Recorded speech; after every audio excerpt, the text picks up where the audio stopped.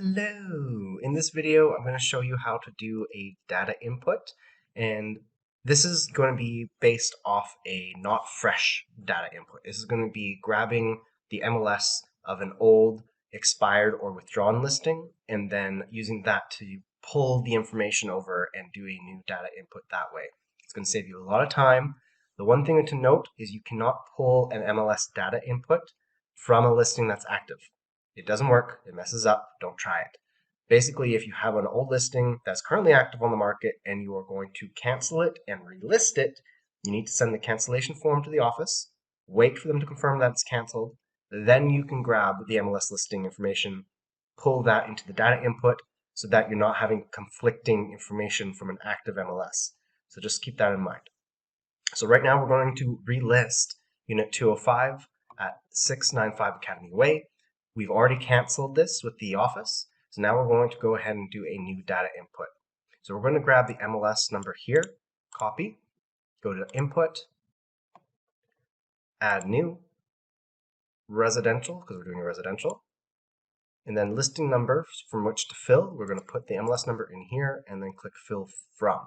Now, if you were doing a brand new listing that's never been listed before, then you would need to do a blank listing right here. It's going to take you a lot more time. You're going to have to make sure all the information is known to you. So like square footage of rooms and things like that. So we're going to grab it from this MLS number, click Fill From.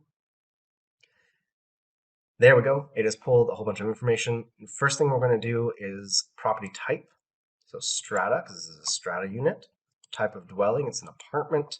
And the commission. So the commission to brokerage, this is very important. This is the commission portion that's going to the buyer's agent, also known as the selling agent, because they're the selling agent. They're selling your unit, right? So you're not the selling agent as a listing agent. The buyer's agent is the selling agent. A little confusing, you'll get it. So the commission to the selling brokerage, this is very important. Do not mess this up. Whatever is listed on the MLS as the listed commission, that's what they're getting paid, regardless of your listing contract. Whatever's promoted here, that's what you're paying them. So if you accidentally put the full listing agent commission of 7% on the first 100,000 and 3.5% on the balance, and you put it in here and you forgot and you go through the whole process and you sell the unit, you're not getting paid because you're paying the entire thing to the buyer's agents. So keep that in mind. Be very careful about this. So from this listing, we're doing 3.5% on the first 100,000 and 1.5% on the balance. So again, very important, this section, pay attention. So for this one, I'm going to have a co-list. So if you don't know the ID, the member ID, like mine is 16554, you can find a co-list person by clicking the find, putting in their last name, for example, and then run a search. It'll pull up all of the information of people that are the agents that are with that last name. Then you can find the agent code. So here's Joanna's agent code. So I'm going to copy that, close that window, paste it here, get rid of that extra spacing. I don't know why that happened. And then click the refresh. So you can see that still kept the information that we already put in, but it adds Joanna as the co-list. Now, one thing to note, this does not auto-save very often. So save to work area and quit whenever you've done a little bit of the work. So we're going to click that. So now you're going to see this is your work area right here. These are all old ones. You can clear this out if you want. So I'm going to clear this out, for example. But what this does is it enables you to save it and come back and finish it later. The work area is not a pre-active. Once it goes pre-active, that's when the office can make it live. The work area allows you to continue working on it before that. So we're going to go into the listing again. So we're going to go to Unit 205, 695 Academy Way. That brings us back into the first page here. And now you can see at the top, we've got a lot more tabs available because we filled in this first page of information. So we're going to go to Listing. I'm going to put in the price. So the pricing that we have on this one, we are doing $488,888. Now, always double check this with your listing docs just to make sure that you have it correctly because you don't want to have to mess with it later. So for this one, we have $488,888, so that's correct. Listing date, again, double check on your listing agreement. So that's the 14th, and it's going to June 30th. So the 14th to June 30th. Now, the MLS system requires you to have at least 60 days for your listing. Now, if, for example, you can only have it for less than that, or your seller wants it for less than that, you still have to input a listing date longer. In your Schedule A, just have it in there that you're going to cancel it before that. And then you just do cancellation agreement with the seller to cancel it earlier. But the system, when you're inputting it, requires at least 60 days. Keep that in mind. The PID number, it doesn't pull this automatically from the previous listing. So just make sure that you grab that as well. So I'm just going to go to BC assessment, just because it's easier to pull it than from the PDF. Copy that PID and paste it in there. And then plot on map. So this is important. A lot of people will put the wrong pin in different spots. So you click plot on map, and then we're going to scroll in here. And so this would be U8, U7, so this should be around U6, so we're going to put it there. Done. Now you can see that it shows up on the map. And then we're going to go to structure. So this is where a lot of the information is already pulled. You can see a lot of the sections are already selected. Now again, it doesn't pull everything. So one of the things it doesn't pull, that, for example, is the included items. So dishwasher, dryer, and if you want to select multiple, you click the control button on your keyboard to select multiple. So then microwave oven, and we got a refrigerator, we got an electric stove, we got a washer, we got window coverings.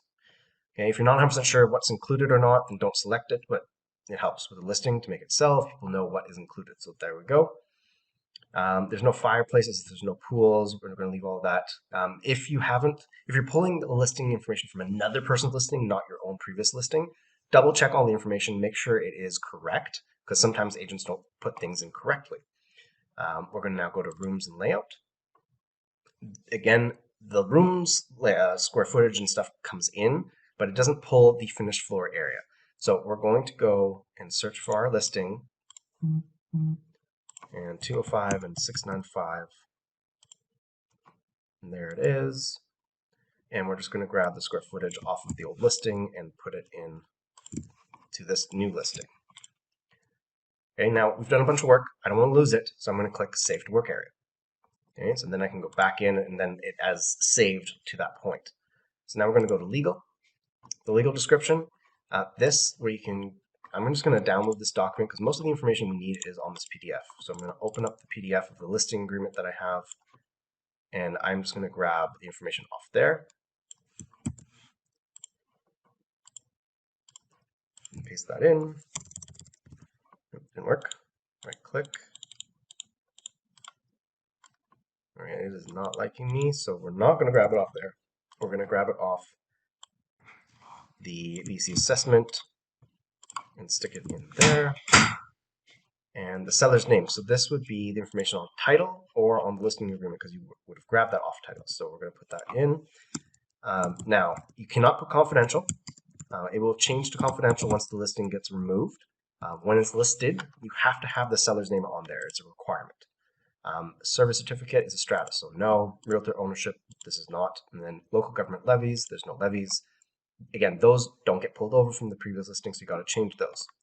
Taxes for the previous year, we're just going to click on the PID from the old listing, and then that will give us the taxes for last year. So we're going to grab this, and then taxes amount, put that there, and tax year 2021. Zoning code, you can grab it from your old listing if you like, if you know that it is correct. If you don't know it's correct, then you need to go to the City of Kelowna zoning map right here, and then put in the address. So we're going to show you how to do that right now, because you'll probably need to know that anyway, especially if you don't have it as your own listing previously that you're grabbing the information from. So we're going to put 695 Academy, click enter. There's the result. So you click on the address, it's going to zoom in. You scroll down and it's going to show you that this zoning code is right here. So I'm going to click it, and it shows it is RM4. So copy, and you can see we had incorrect zoning code on the previous listing. So we probably grabbed it from before when it was being built, and this is probably the code that it had, or maybe it was the code prior and it was changed. So we're going to update that, RM4. Title held is freehold. Title form, it is a strata. Court-ordered sale, no it is not. And assignment of contract, no it is not. We're going to now go to restrictions. And this is going to be strata restrictions. So pets allowed. This, if you don't know, you need to double check with strata or the owner. But pets allowed, this typically it's yes with restrictions. Rentals allowed is yes, because there's no restrictions on the amount or the timeline. The age restrictions, there's not, and there's no suite. It's just a single unit. Bed and breakfast, it is not, so we're going to leave that like that. Lot and parking. So this is going to be more of the building itself. So you can see it's pulled over its sewer, the type of view that it has, that it's on municipal water supply. What it didn't pull over is the site influence. So this I like to include because it gives some people filter with these. So airport is nearby, and golf is nearby. It does have high-speed internet. It is a landscaped property. It does have public transit nearby. It also has recreation nearby, and schools nearby, and there is a shopping nearby. So those are the ones we're going to select. Garage, it has covered space, so we're going to put 1. And garage description, it is underground, so we're going to select underground. And then strata and rank.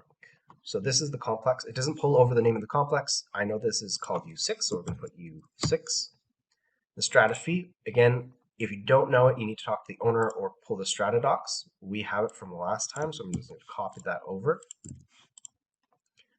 The number of units inside of the project and everything that pulled over. Maintenance fees includes, didn't pull over, neither does amenities, laundry facilities, and all that. So we're going to put this in. So if you don't know, again, check with strata or the owner, but typically with the strata, it would have contingency reserve, insurance, landscaping, maintenance, hot water management, road maintenance, sewer, snow removal, trash removal, and water. Those are typically included in a strata fee in a strata.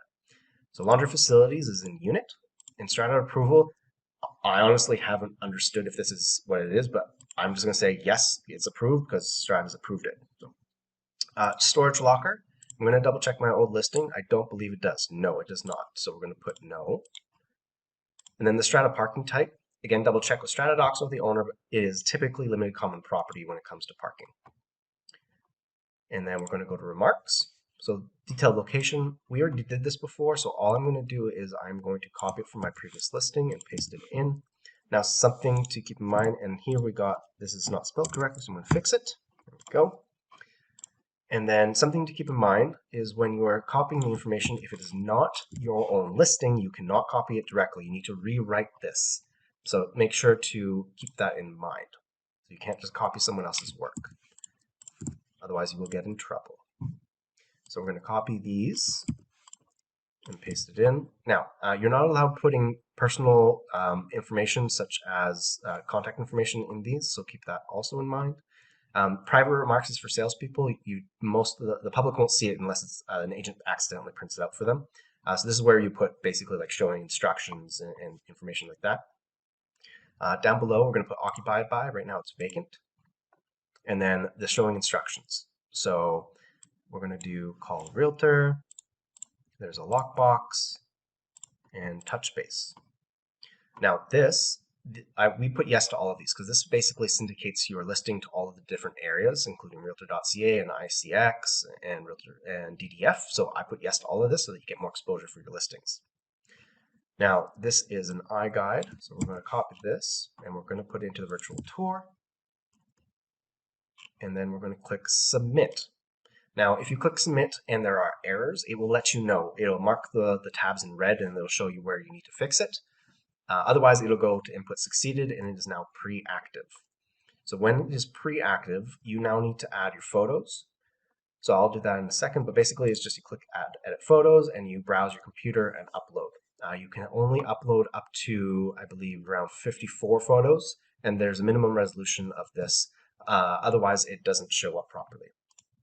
So we're going to click cancel that. I'm going to show you supplements. So supplements is where you're going to upload things like title, property disclosure, Form B, things of that nature where an agent might need to make due diligence. Now they have changed the system, so once it expires or gets withdrawn or canceled, it automatically removes the supplements from the system. So we used to have to manually remove it before subjects were removed. Now it just does it for you by itself, so that's good. This is where you would upload those documents. And then once that is done, you can check your MLS listing here and see if anything's incorrect, and then notify the office email to let them know that the listing is ready to go. And that is how you do a data input pulling from an MLS of an expired, canceled, or withdrawn listing.